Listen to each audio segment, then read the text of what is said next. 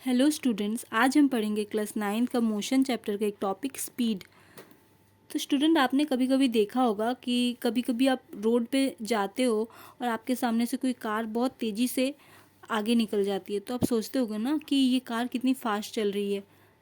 तो हमें ये कैसे पता चला कि वो कार फास्ट चल रही है या फिर कोई कार स्लो चल रही है? राइट, कैसे पता चलता है? तो वो पता करते हैं हम एक क्वांटिटी से, जिसे हम कहते हैं स्पीड। तो स्पीड क्या होता है? कोई भी ऑब्जेक्ट जितनी डिस्टेंस ट्रैवल करती है एक यूनिट टाइम में, उस क्वांटिटी को हम स्पीड कहते हैं। यानी कि the distance, speed is a quantity और speed of an object, speed of an object is defined as the distance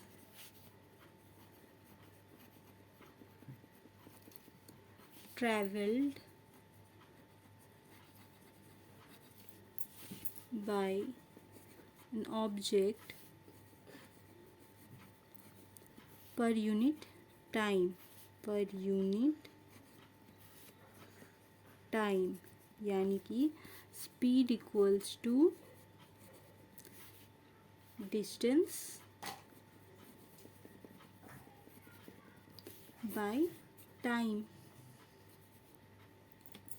तो बेसिकली स्पीड क्या होता है ना, रेट ऑफ मोशन होता है। रेट ऑफ मोशन यानी कि कोई ऑब्जेक्ट किस रेट से मोशन कर रहा है, किस रेट से मूवमेंट कर रहा है, उसे ही स्पीड कहते हैं। स्पीड हो गया हमारा रेट ऑफ मोशन, भी इसे हम कह सकते हैं। तो स्पीड जो होता है, मान लो कोई ऑब्जेक्ट जो है मूव करना स्टार्ट करता है इस इनिशियल पॉइंट से, ओ से, और एक टाइम इंटरवल यानी कि मान लो वो 10 सेकेंड में 5 किलोमीटर मूव करता है, फिर अनदर 10 सेकेंड में 5 किलोमीटर मूव करता है। तो ये तो उसका डिस्टेंस हो रहा है और ये उसका टाइम इंटरवल हो रहा है। तो अगर हमें स्पीड निकालना होगा तो ये जो डिस्टेंस होगा उसी को हम टाइम से डिवाइड कर देंगे तो वो स्पीड कहलाएगा। तो मान लो कंसीडर करो कि कोई भी ऑब्जेक्ट जो है एस डिस्टेंस कवर कर रहा है,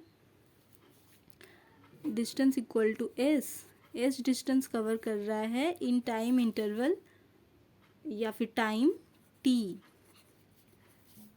टाइम में एस डिस्टेंस ट्रैवल कर रहा है। तो यहाँ पे हमारा जो स्पीड हो जाएगा ना, वो हो जाएगा u equal to S by T. तो स्पीड का जो एसआई यूनिट आप कह सकते हो, तो एसआई यूनिट क्या हो जाएगा? डिस्टेंस का होता है मीटर और टाइम का हो जाएगा सेकेंड। तो स्पीड का एसआई यूनिट हो जाएगा मीटर पर सेकेंड, राइट। और अगर इसका सीजीएस यूनिट निकालना हो, सीजीएस यूनिट हो जाएगा सेंटीमीटर पर सेकेंड।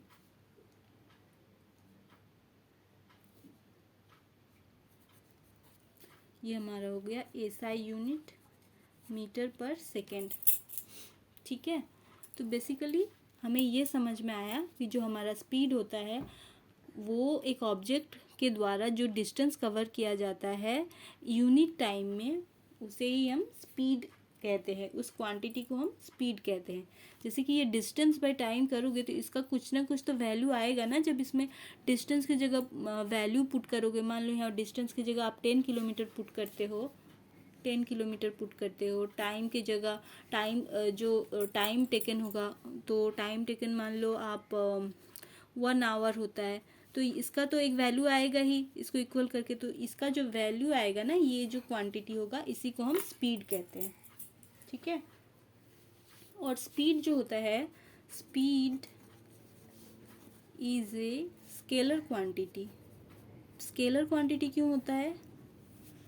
क्योंकि पहली बात, स्पीड का सिर्फ मैग्नीट्यूड होता है, इसका डिस्टेंस से कोई लेना देना नहीं होता है। डिस्टेंस पे ये डिपेंड स्पीड जो होता है वो उसका सिर्फ मैग्नीट्यूड होता है, उसका डायरेक्शन से कोई लेना देना नहीं होता है, वो डायरेक्शन पे डिपेंड नहीं करता है। इसीलिए स्पीड जो है हमारा स्केलर क्वांटिटी है।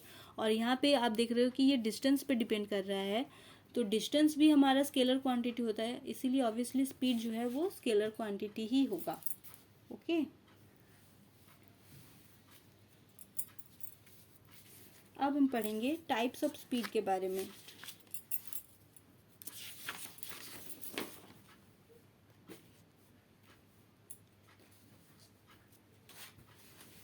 नेक्स्ट क्लास में, तब तक के लिए